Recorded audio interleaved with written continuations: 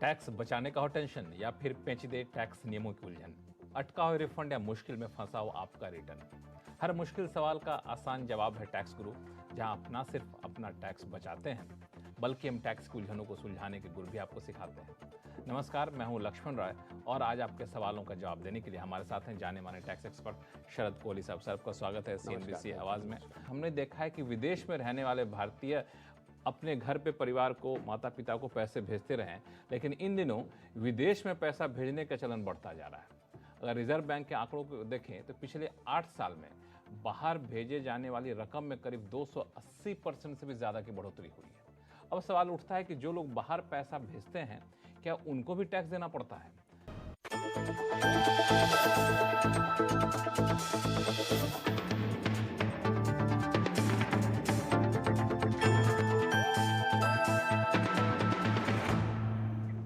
Tax से जुड़ी हर उलझनों को दूर करने के लिए लेकर हम हाजिर हैं आपका पसंदीदा शो टैक्स गुरु, जहां हम नियमों के दायरे में रहकर टैक्स बचाने के बेहतरीन तरीके आपको बताते हैं। नमस्कार, मैं हूं लक्ष्मण राय और हमारे साथ इस बार होंगी जानी मानी टैक्स एक्सपर्ट गौरी चड्ढा जो स्टूडियो में है। गौरी, आपका स्वागत हमारे शो में। और गौरी आपको कई सारे टिप्स बताएंगी और अगले आधे घंटे तक हम आपको बताने वाले हैं कि क्या शेयर बाजार से हुए नुकसान को प्रॉपर्टी बेचने से हुए फायदे के साथ कर सकते हैं सेट ऑफ। सुलझाएंगे TCS की गुत्थी, साथ ही बताएंगे इसका रिफंड पाने का तरीका। नील GST रिटर्न भरते वक्त रहें सतर्क, आ सकता है टैक्स का नोटिस। तो इन सारे मुद्दों पर बातचीत करेंगे, लेकिन इन दिनों TCS को लेकर कई सारे सवाल आते हैं। जो कई लोग पेमेंट करते हैं तो वहाँ पे TCS कट जाता है और ये TCS जो है टैक्स कलेक्टेड एट सोर्स है, क्यों? तो ये जो TCS, पहले समझाएं कि TCS आखिर कटता किन किन हालात में है? देखिए, TCS हर केस में नहीं कटता है। कुछ केसेस होते हैं जिसमें TCS कटता है, जिसमें कुछ लिमिट्स भी दी गई हैं। जैसे आपने गाड़ी खरीदी, 10 लाख से ऊपर गाड़ी खरीदी, अल्कोहल पे है, फॉरेन रेमिटेंस पे है, तो ऐसी कुछ चीज़ें हैं। आप कह सकते हैं थोड़ी सी जो हाई वैल्यू ट्रांजैक्शंस, जिनको आप कह सकते हैं थोड़ी सी ज़्यादा अमाउंट की ट्रांजैक्शंस हैं, उनके ऊपर यूजुअली TCS लगता है। तो ये जो TCS लगता है, ये जो सेलर होता है ये कलेक्ट करता है। इसका रेट काफ़ी कम होता है, 1% या कुछ केसेस में 5% भी होता है। तो ये जो TCS है, जो जिससे कलेक्ट किया जाता है, उसके पास अगर पैन है, इसके बावजूद TCS उससे लिया जाएगा? बिल्कुल, TCS तो लिया ही जाएगा अगर आप उस कैटेगरी में फॉल करते हैं। जैसे आप कोई गाड़ी खरीदने गए, आपने 20 लाख की गाड़ी खरीदी, तो आपका TCS कलेक्ट होगा ही होगा। आपके पास कोई ऑप्शन नहीं है कि TCS कलेक्ट तो ना ये हो। जो TCS कलेक्ट किया गया तो उसको रिफंड कैसे मिलेगा? रिफंड मिलता है कि नहीं मिलता? बिल्कुल बिल्कुल। जैसे आपका जो TCS आपका कलेक्ट हुआ है वो आपका 26 CS में रिफ्लेक्ट करेगा। जिस तरह से TDS रिफ्लेक्ट करता है 26 CS में, उसी तरह से TCS भी रिफ्लेक्ट करता है। जैसे सपोज कीजिए आपका 10,000 का TCS कलेक्ट हुआ है तो वो 26 CS में आ जाएगा। अब जब आप अपनी रिटर्न भरने जाएंगे तो अगर आपकी कोई टैक्स की लायबिलिटी बनती है तो वो टैक्स लायबिलिटी आप इस 10,000 से यूटिलाइज कर सकते हैं। और सपोज कीजिए आपकी कोई टैक्स लायबिलिटी नहीं बनती है तो जब आप अपनी रिटर्न भरेंगे ये 10,000 रुपये आपको रिफंड आ जाएंगे। रिफंड आ जाए। चूंकि TCS की बात चलिए तो मैं एक और वर्ड होता है, इससे कंफ्यूजन होता है टैक्स डिपार्टमेंट में, होता है TDS। तो TDS TCS से कैसे अलग है? देखिए, TDS जो होता है वो जो पेमेंट कर रहा है वो टैक्स काट के पेमेंट करता है। TCS जो पेमेंट ले रहा है, यानी कि जो सेलर है वो कलेक्ट करता है। तो ये TDS और TCS में मेन डिफरेंस है। प्लस TDS के जो प्रोविजंस हैं, जो TDS किन किन चीज़ों पे करता है वो काफ़ी अलग हैं। जैसे कोई प्रोफेशनल पेमेंट की है या आपने कोई कॉन्ट्रैक्ट किया है। और TCS मैंने बताया जैसे कि आपने कोई गाड़ी खरीदी है या कोई फॉरेन रेमिटेंस की है या अल्कोहल पे, और इन चीज़ों पे लगता है। तो ये TDS और TCS में ये अंतर है। और अगर आपका TCS कट गया है तो आपको रिफंड मिल जाएगा, जैसा ये गौरी ने बताया। चिंता ना करें, नहीं कुछ हालात में TCS काटना एक जरूरी बन जाती है बात। चलिए अब शुरू करते हैं सवाल जवाब का सिलसिला। सबसे पहले चलते हैं हैदराबाद, जहां से रामचंद्र डाचा जी हमारे साथ फोन लाइन पर हैं। नमस्कार, कैसे हैं आप? प्रणाम लक्ष्मण जी और गौरी जी। नमस्कार। Thanks for taking your call. Diwali greetings to you and your entire team. आपको बहुत सारी शुभकामनाएं। It's a very rich content program, Lakshman ji. I love your. Thank you so much. बताएं क्या सवाल, क्या आपके पास? Sir, sorry, can I ask you the question in English? Because हाँ, बिल्कुल बिल्कुल नहीं, बिल्कुल आप इंग्लिश में सवाल पूछ सकते हैं। आप चाहें तो टूटी फूटी हिंदी में पूछ सकते हैं, जैसे आप इच्छा। This call is actually on behalf of my dad. He's about 90 years old. So he sold a flat last month, which he got from his parents. Okay. In 1998. So what we did is we did indexation, and he got a fairly a good amount of gain. So my question is, can he invest that money in a fractional real estate, commercial real estate to get some tax break? ठीक है mister, कहने का मतलब ये है कि आपका जो फ्लैट है वो आपने बेच दिया है, वो 1998 में आपको पिताजी से फ्लैट मिला था और कैलकुलेशन जो उसके हिसाब से ये 17 लाख का कैपिटल गेन उस पर बन रहा है, जो आपका अनुमान है। अब आप जानना चाहते हैं क्या इस पैसे पर टैक्स बचाने के लिए कहीं इन्वेस्ट कर सकते हैं? जी, इन्होंने जो मुझे समझ आया, इन्होंने पूछा कि कमर्शियल प्रॉपर्टी में इन्वेस्ट कर सकते हैं क्या? ठीक है, यही सवाल है ना आपका, कमर्शियल प्रॉपर्टी में आप इन्वेस्ट कर सकते हैं क्या? रामचंद्र जी, कमर्शियल प्रॉपर्टी में आप इन्वेस्टमेंट करना चाहते हैं, राइट? ठीक है, तो देखिए आपने रेजिडेंशियल फ्लैट बेचा है, रेजिडेंशियल प्रॉपर्टी बेची है, तो आपके पास जो सेक्शन है वो है सेक्शन 54, जो कहता है रेजिडेंशियल प्रॉपर्टी को बेच के आपको अगर टैक्स बचाना है तो आपको कोई रेजिडेंशियल प्रॉपर्टी ही लेनी है, तो आप कमर्शियल प्रॉपर्टी इस सेक्शन में नहीं ले सकते। और अगर आप इस सेक्शन में फ़ायदा नहीं लेना चाह रहे हैं तो आप सेक्शन 54 EC एक सेक्शन होता है जिसमें कुछ बॉन्ड्स होते हैं, जो NHAI और REC वगैरह के बॉन्ड्स होते हैं जिनमें 5 साल का लॉक इन पीरियड होता है, वो बॉन्ड्स ले सकते हैं। लेकिन अगर आप कमर्शियल प्रॉपर्टी में इन्वेस्ट करेंगे उस केस में आपको जो है टैक्स का बेनिफिट वो नहीं मिलेगा। अब चलते हैं अमृतसर, जहां से AK महेश्वरी जी हमारे साथ फोन लाइन पर जुड़ चुके हैं। महेश्वरी जी नमस्कार, क्या सवाल है आपके पास? हाँ नमस्कार सर, गौरी मैडम नमस्कार। नमस्कार नमस्कार। हाँ बहुत अच्छा लगता है आपका शो, मैं देखता रहता हूँ यदा कदा और अच्छी एडवाइस मिलती है। तो अभी क्या मेरे पास जो एक क्वेरी है, मेरा जो पॉइंट है वो ये है, मेरे फादर ने अगस्त में he is 90 years old, I am also 63 running now, तो 2 करोड़ का एग्रीकल्चर लैंड सेल किया है। अच्छा, तो उसके लिए मेरे पास एक तो टैक्स बचाने के लिए ऑप्शंस क्या हैं, एक बात तो ये पूछनी है।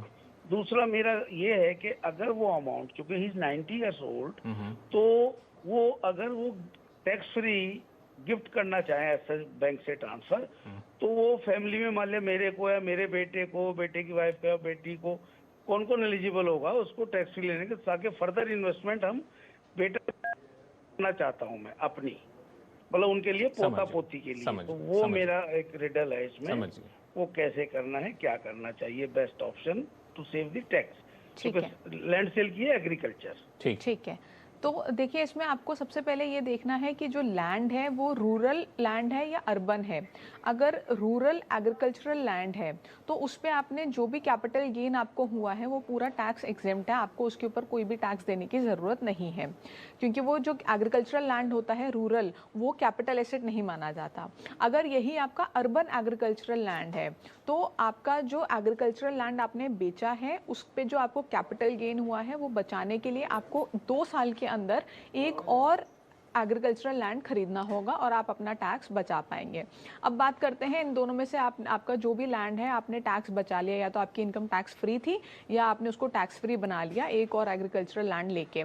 अब आप उस पैसे को, आपके फादर यानी कि उस पैसे को आगे गिफ्ट करना चाहते हैं, तो इनकम टैक्स एक्ट में एक डेफिनेशन दी गई है रिलेटिव की, जो काफी मैं आपको रोकूंगा कि ये जो इनके फादर ने जो प्रॉपर्टी बेची, एग्रीकल्चर लैंड बेचा, उनके ऊपर कोई टैक्स लायबिलिटी नहीं बनेगी क्योंकि एग्रीकल्चर लैंड है, राइट? अगर रूरल एग्रीकल्चरल लैंड है तो आपको जो भी इनकम होगी उस लैंड को बेच के वो आपकी टैक्स फ्री इनकम होगी, और उसको ये फ्रीली आपके फादर जो हैं फ्रीली आगे गिफ्ट कर सकते हैं आपको या आपके बच्चों को, क्योंकि ये जो आपकी इमीडिएट फैमिली है ज़्यादातर वो आपकी रिलेटिव की डेफिनेशन में आ रही है, जिन जिन लोगों का आपने नाम लिया। तो जो इनकम टैक्स एक्ट में डेफिनेशन दी गई है रिलेटिव की, उसमें क्योंकि ये रिलेटिव्स फॉल करते हैं तो वो फ्रीली इसको दे सकते हैं। To be on the safe side आप गिफ्ट डीड बना के चलिएगा, क्योंकि बड़ा अमाउंट है, और या फिर कोई ईमेल पे या कोई लेटर अपने फादर से ले लीजिएगा जिसमें जिस चेक से उन्होंने ट्रांसफ़र किया है या जो रेफरेंस नंबर है ऑनलाइन ट्रांसफ़र का वो आ रहा हो कि ये पैसा उन्होंने गिफ्ट के तौर पे दिया है, ताकि फ्यूचर फ्यूचर में कभी कोई केस आए लगे स्क्रूटनी में या कुछ, तो आप इजीली प्रूफ कर पाएं कि ये आपको गिफ्ट के तौर पे मिला था और इस पे आपको कोई टैक्स देने की ज़रूरत नहीं थी। तो ना तो आपके पिताजी को टैक्स देने की जरूरत है, ना तो उनसे वो पैसा आपको मिलता है, तो ना तो आपको टैक्स देने की जरूरत है। हाँ, उस पैसे को इन्वेस्टमेंट करे, कोई आप अलग से कमाई कर रहे हैं, तब आपको उस कमाई पर टैक्स देने की जरूरत पड़ सकती है, लेकिन फिलहाल कोई टैक्स देने की जरूरत नहीं। बिल्कुल खुश हो जाइए, कहीं कोई चिंता मत करिए, आप उसका अपने तरीके से बेहतरीन तरीके से इस्तेमाल करिए। अब चलते हैं गुजरात, जहां से जय पटेल साहब हमारे साथ फोन लाइन पर जुड़ चुके हैं। जय पटेल साहब नमस्कार। सर, मेरा क्वेश्चन ये है सर कि मेरा सर शेयर मार्केट में लॉस हुआ है 1,35,000 शॉर्ट टर्म लॉस है, और मेरा 42,000 मैंने जो एग्रीकल्चर लैंड सेल की है, तो और उसमें सर प्रॉफिट हुआ है, तो दोनों सेट ऑफ हो सकता है सर? मगर वो जो एज पर जो इनकम टैक्स में जो उनकी लैंड की डेफिनेशन है उसके अकॉर्डिंगली वो अर्बन लैंड है, तो वो मैंने सेल की है और उसमें 42,000 जैसा मेरा को प्रॉफिट हुआ है, और शेयर बाजार में मेरा 1,35,000 लॉस हुआ है, तो वो दोनों इनकम सेट ऑफ हो सकती है? ठीक है, आजकल बड़े सवाल आ रहे हैं सर, लोग जमीन बेच रहे हैं और capital gain tax capital gain भी अच्छा खासा बनता है, ये तो शेयर मार्केट में उसको लगाना चाहिए, नुकसान से नुकसान से सेट ऑफ करना चाहिए, पॉसिबल है? तो बिल्कुल देखिए, जो शॉर्ट टर्म कैपिटल लॉस होता है वो तो पहले भी आप जो है सेट ऑफ कर सकते थे। तो जो शॉर्ट टर्म कैपिटल लॉस होता है आपको किसी भी एसेट को बेच के या शेयर मार्केट से, वो सारा आप लॉन्ग टर्म कैपिटल गेन या शॉर्ट टर्म कैपिटल गेन दोनों से सेट ऑफ कर सकते हैं। तो उसमें तो कोई दिक्कत पहले भी नहीं थी, अब भी नहीं है। लेकिन सवाल ये है कि अगर आपको लॉन्ग टर्म कैपिटल लॉस हो जाता है शेयर मार्केट में, तो उसको ट्रांसफर कर, उसको सेट ऑफ कर सकते हैं कि नहीं? तो उसका भी जवाब है कि उसको भी लॉन्ग टर्म कैपिटल लॉस को लॉन्ग टर्म कैपिटल गेन से आप सेट ऑफ कर सकते हैं, जो 2018 से पहले हम नहीं कर सकते थे, क्योंकि उससे पहले long term capital gain tax नहीं था, तो ये डेड लॉस माना जाता था। अब क्योंकि long term capital gain tax भी लगा दिया है इक्विटी के ऊपर, तो जो लॉन्ग टर्म कैपिटल लॉस होता है उसको भी आप सेट ऑफ कर सकते हैं, लेकिन लॉन्ग टर्म को सिर्फ लॉन्ग टर्म से कर सकते हैं, शॉर्ट टर्म से नहीं कर सकते। लेकिन क्योंकि आपने कहा कि आपका शॉर्ट टर्म कैपिटल लॉस है, तो आप इसको फ्रीली सेट ऑफ कीजिए अपने लॉन्ग टर्म कैपिटल गेन जो आपको प्रॉपर्टी से हुआ है, इसमें कोई दिक्कत नहीं आएगी आपको। बिल्कुल, आपको कोई दिक्कत नहीं, आप सेट ऑफ कर सकते हैं और अपना टैक्स भी यहाँ पे बचा सकते हैं। चलिए फिलहाल वक्त है छोटे से ब्रेक का। ब्रेक के बाद बताएंगे कि अगर आप पत्नी को कोई एसेट ट्रांसफर करते हैं तो क्या पत्नी के ऊपर कोई बनेगी टैक्स की देनदारी, बताएंगे छोटे से ब्रेक के बाद।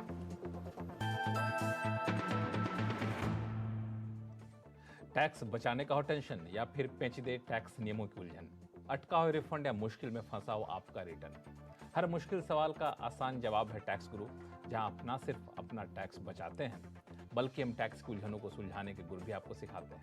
नमस्कार, मैं हूं लक्ष्मण राय और आज आपके सवालों का जवाब देने के लिए हमारे साथ हैं जाने माने टैक्स एक्सपर्ट शरद कोहली साहब। सर, आपका स्वागत है CNBC आवाज में। हमने देखा है कि विदेश में रहने वाले भारतीय अपने घर पे परिवार को, माता पिता को पैसे भेजते रहे, लेकिन इन दिनों विदेश में पैसा भेजने का चलन बढ़ता जा रहा है।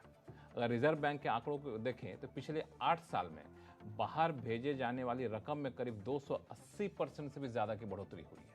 अब सवाल उठता है कि जो लोग बाहर पैसा भेजते हैं क्या उनको भी टैक्स देना पड़ता है? कोहली साहब, सवाल जायज है कि नहीं? बिल्कुल जायज है। और लक्ष्मण, पैसा लिबरलाइज रेमिटेंस स्कीम जो चलती है 2.5 लाख जो 2020 में शुरू की गई थी। जी हाँ, प्रति भारतीय ने, स्कीम तो पहले से है, उसकी लिमिट चेंज की गई। प्रति भारतीय प्रति वर्ष आप $2.5 लाख तक एक साल में भेज सकते हो। लोग इसका भरपूर फायदा उठा रहे हैं, पढ़ाई लिखाई के लिए, लोन लेने के लिए, निवेश करने, लोन देने के लिए, निवेश करने के लिए, वगैरह वगैरह। तो देखिए, आप जब पैसा भेजते हैं तो 7 लाख रुपए, लक्ष्मण एक लिमिट नोट कर लीजिए, अगर 7 लाख रुपए से ऊपर की रकम बन रही है, और ये लक्ष्मण इंटरेस्टिंग बात है, 7 लाख जब तय की गई थी $10,000 जब रुपया $70 पे होता था, ये तब तय गई, पर अब लिमिट अभी भी 7 लाख है। तो अगर 7 लाख से ऊपर आप जाते हैं, इफेक्टिवली लिमिट कम हो गई है। हाँ, इफेक्टिवली देखा जाए तो बिल्कुल कम हो गई है। तो अगर आप 7 लाख से ऊपर जाते हैं तो उससे ऊपर जो भी अमाउंट होगा उस पे बैंक आपसे 5% TCS, tax collected at source, आपसे ले लेगा। और अगर आपके पास मान लीजिए लोन दे रहे हैं, आप कहीं लोन की एजुकेशन लोन लिया हुआ है,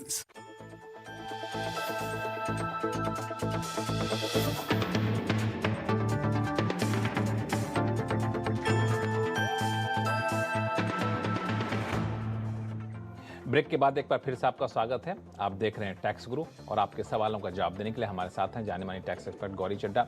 गौरी, अगला सवाल लेते हैं दिल्ली से। राजेश जी हमारे साथ फोन लाइन पर जुड़ चुके हैं। राजेश सिंघल साहब। सिंघल साहब नमस्कार, कैसे हैं आप? नमस्कार जी, आप दोनों को नमस्कार। मैं बहुत बढ़िया हूँ और काफी फैन हूँ आप दोनों का, और बहुत मैं टैक्स गुरु को कभी भी मिस नहीं करता हूँ। चलिए, बहुत अच्छा लगता है, आप लोगों का हौसला बढ़ता है इस तरह जो कहते हैं, तो आपकी रियली मतलब हम लोगों का हौसला काफी बढ़ता है और आप ऐसे बट रियली बहुत हेल्प करता है। मैं जल्दी से अपना क्वेश्चन पूछ लूँ? बिल्कुल बिल्कुल। हाँ, मैंने ना असेसमेंट ईयर 2020 और 2021 में मेरा टैक्स लाइबिलिटी बनी अराउंड 5,000 रुपए। ठीक है। लेकिन बिल्कुल लास्ट मोमेंट में कर रहा था, 1 मिनट का टाइम बचा था और मुझे वहाँ ऑप्शन नहीं दिखी जहाँ मैं अपनी टैक्स जो मैंने पे किया था चालान नंबर वहाँ फीड कर सकूँ। तो मैंने सोचा कि मुझे वैसे ही भी पेनल्टी लग जाएगी, तो मैंने पे लेटर का ऑप्शन चूज कर दिया। पे लेटर का ऑप्शन चूज करने के बाद मेरी इनकम टैक्स फाइल हो गई। फाइल होने के बाद मैंने उसको रेक्टिफिकेशन या जो भी प्रोसेस होता है उसको 10-15 दिन बाद उसको भी किया और मैंने अपने चालान नंबर सब फीड कर दिए। इवन उसके बाद मुझे कोई रिस्पॉन्स नहीं आया, तो मैंने मैंने भी डाला उन्हें कि ऐसे ऐसे मेरा ये है, क्या वो रेक्टिफिकेशन हो गई है? तो वहाँ से कुछ जवाब नहीं आया, बट मेरे को बिल्कुल एक्यूरेट आइडिया नहीं कि उसमें क्या रहा। अब जब 2022-2023 का मैंने इनकम टैक्स अपना फाइल किया तो मेरा रिफंड अमाउंट बनता था 10,000। ठीक है। 10,000 में क्या किया उन्होंने, वो जो मेरा 2020 और 2021 का अमाउंट था 5,000, वो काट के मुझे 5,000 पे कर दिया, रिफंड प्रोसेस कर दिया। मेरी गलती ये हो गई कि मैंने उसको, जो उन्होंने टाइमलाइन दिया था शायद कि विदिन 2 मंथ्स आप इसको अगर कुछ अपोज करना चाहते तो करिए, मैंने वो मेल नहीं चेक कर पाया। अब जब मैं वो मेल देखता हूँ तो अब मुझे कहीं भी कोई ऑप्शन नहीं मिल रही है। तो मेरा ये क्वेश्चन है, क्या मैं इसको क्लेम कर सकता हूँ या वो पैसा गया? ठीक है। नहीं, देखिए ऑप्शन है। आपने जब पहले रिटर्न आपने भरी पे लेटर करके, आपने जब आपने अपना अमाउंट जो आपने डिपॉजिट किया था टैक्स, आपने वो बिना शो किए रिटर्न को भर दिया। उसके बाद जो आपने बोला ना आपने रेक्टिफाई किया, मेरे ख्याल से आपने रिटर्न को रिवाइज किया है, रेक्टिफाई नहीं किया होगा। तो अब आप अगर आपकी इंटीमेशन ऑर्डर में ये एडजस्टमेंट उन्होंने दी है तो आप इस रिटर्न को रेक्टिफाई कर दीजिए। अगर वो आप ऑप्शन भी आपसे नहीं हो पा रहा है, जैसे इंटीमेशन में आपको जो एडजस्टमेंट है वो नहीं शो हो रही है, तो आप अपने वार्ड में जाइए डायरेक्टली, जो आपका ऑफिसर है, जो आपके इनकम टैक्स ऑफिसर हैं, उनसे मिलिए, उनको बताइए कि ये प्रॉब्लम हुई है और उनको बोलिए इसको एडजस्ट करके आपको दें। लेकिन आपको पर्सनली जाना पड़ेगा। अगर आप ग्रीवियंस रेज करेंगे, मुझे नहीं लगता उससे कुछ मदद आपको मिलेगी। तो पर्सनली जाके अपने ITO से आप एक बार मिल के आइए, आई थिंक वो सॉल्व कर देंगे। बिल्कुल। और ये मत समझिए कि पैसा गया, पैसे बड़ी मेहनत से कमाए जाते हैं, तो आप कोशिश करिए, आपको रिफंड मिल जाएगा। फिर भी कोई दिक्कत आती है तो आप हमें टैक्स गुरु को लिखिएगा, हम इसको सुलझाने की कोशिश करेंगे। चलते हैं पुणे, जहां से RY देशपांडे जी हमारे साथ फोन लाइन पर जुड़ चुके हैं। देशपांडे जी नमस्कार। तो सर मेरा प्रॉब्लम ये है कि अभी क्या है कि my working wife is a house wife, तो उनको कुछ शेयर्स मेरे पिताजी ने ट्रांसफर करके दिए थे, कुछ मैंने ट्रांसफर करके दिए थे। जब तक वो ट्रांसफर नहीं हुए थे उनका इनकम ही नहीं था, तो टैक्स रिटर्न ही नहीं भरते थे। अभी वो उनका इनकम टैक्स रिटर्न भरती है। अभी मैंने जो शेयर्स उनको ट्रांसफर किए हैं उसके ऊपर जो उनको डिविडेंड मिलने वाला है, जो कुछ गेन होने वाला है, वो उनके इनकम में ऐड करेंगे या मेरे इनकम में ऐड होगा? ये सब हमने उनको गिफ्ट किया है, हमारे लड़कों ने भी उनको ट्रांसफर किए हैं। ठीक, समझ गया। ठीक है।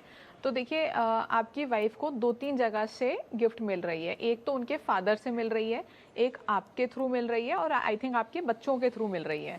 तो जो भी आपकी वाइफ के फादर ने उनको गिफ्ट किया है या उनके बच्चों ने उनको गिफ्ट किया है, वो पैसा तो उनका हो गया। उसके ऊपर जो भी पैसा वो कमा रही हैं वो उनकी इनकम में टैक्सेबल होगा, कहीं भी कोई क्लबिंग का सवाल नहीं उठता।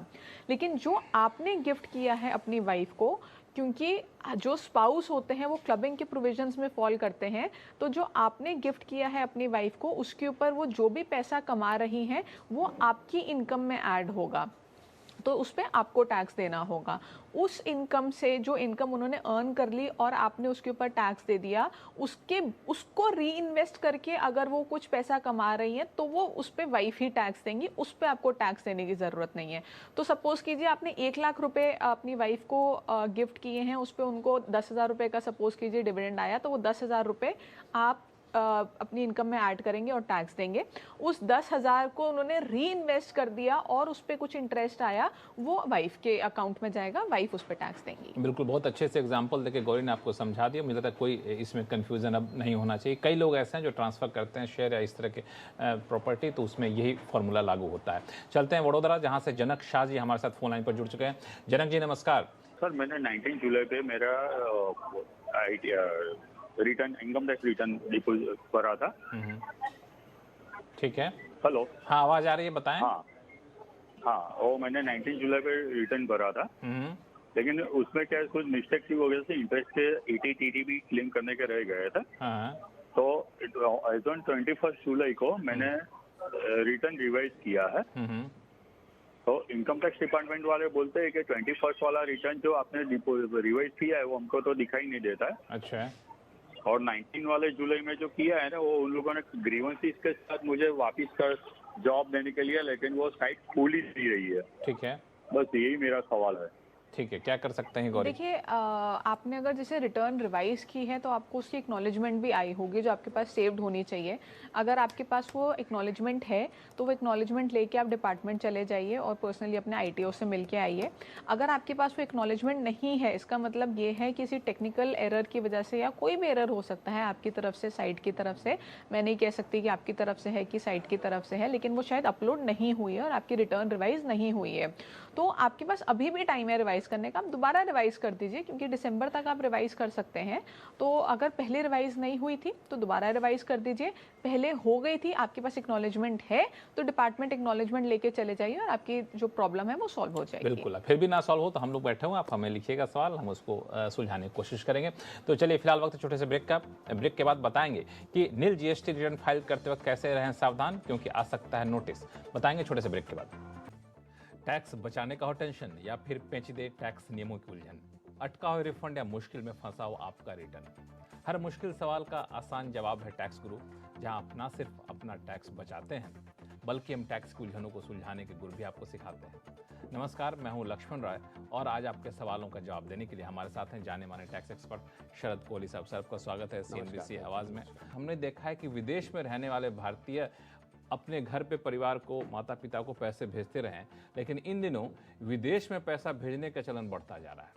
अगर रिजर्व बैंक के आंकड़ों को देखें तो पिछले 8 साल में बाहर भेजे जाने वाली रकम में करीब 280% से भी ज़्यादा की बढ़ोतरी हुई है। अब सवाल उठता है कि जो लोग बाहर पैसा भेजते हैं क्या उनको भी टैक्स देना पड़ता है?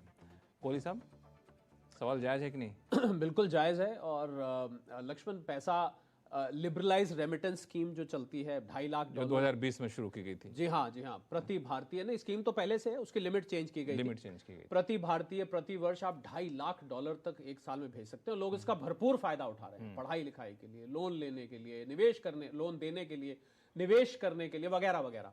तो देखिए, आप जब पैसा भेजते हैं तो 7 लाख रुपए, लक्ष्मण एक लिमिट नोट कर लीजिए, अगर 7 लाख रुपए से ऊपर की रकम बन रही है, और ये लक्ष्मण इंटरेस्टिंग बात है,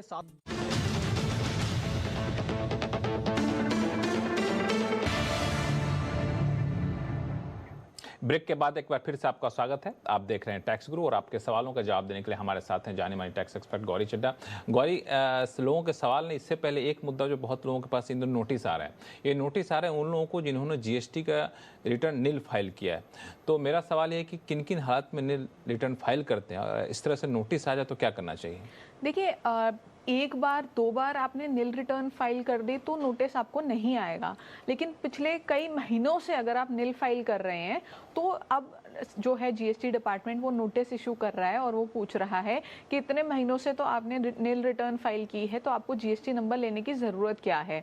तो अगर आप इसको रिप्लाई नहीं करते हैं तो आपका जो GST रजिस्ट्रेशन है वो कैंसिल हो जाएगा। इसी तरह से जैसे आप बार बार आप ट्रांजैक्शंस कर रहे हैं बट आप अपनी रिटर्न फाइल नहीं कर रहे हैं, तो उस केस में तो ऑलरेडी जो डिपार्टमेंट है वो नोटिस इशू करता था कि आपने इतने महीनों से रिटर्न फाइल नहीं किया, तो हम आपका जो सुओ मोटो कैंसिलेशन कर रहे हैं और आपका जो GST नंबर है वो कैंसिल कर रहे हैं। वैसे ही अब नील रिटर्न में भी ऐसा नोटिस आ रहा है और अगर आप उसका जवाब नहीं देंगे तो आपका जो रजिस्ट्रेशन है वो कैंसिल हो जाएगा। जवाब कैसे दें? ऑनलाइन ऑप्शन होती है जवाब देने की। क्या जवाब में क्या लिखना है? जवाब में अब हर एक का अलग जवाब हो सकता है। मतलब बताना होगा कि हमारा कोई सीजनल बिजनेस है, किसी का 6 महीने ही बिजनेस चलता है, 6 महीने नहीं बिजनेस चलता, तो आप एक्सप्लेन कीजिए कि आपका 6 महीने बिजनेस होता ही नहीं है बिकॉज सीजनल बिजनेस है। तो हर एक का जो रीजन है वो अलग हो सकता है, बट अगर आपके पास कोई जेन्युइन रीजन नहीं है तो फिर वो कैंसिल हो जाएगा और आपको दोबारा अप्लाई करना पड़ेगा जब आपको जरूरत है। तो इसीलिए आप अपना जब भी नील रिटर्न फाइल करें तो देखते रहिए, जब भी कोई नोटिस इस तरह का आता तो जेन्युइन रीजन है बता दीजिए क्यों हम नहीं रिटर्न फाइल कर पा रहे हैं, क्यों नील रिटर्न फाइल करते हैं। नहीं तो फिर आपको मुसीबत होगी, जीएसटी रजिस्ट्रेशन कैंसिल हो जाएगा, फिर दोबारा से इसके झंझट पर पड़ना पड़ेगा। चलिए, एक सवाल आया हमारे पास प्रशांत गुप्ता जी का। दरअसल ये कुछ एडिशनल बिजनेस करना चाहते हैं, लेकिन जो पहले से इनके पास जीएसटी नंबर है उसी पर एडिशनल बिजनेस करना चाहते हैं और ये भी जानते हैं कि ऐसे में आईटीसी कैसे क्लेम करें।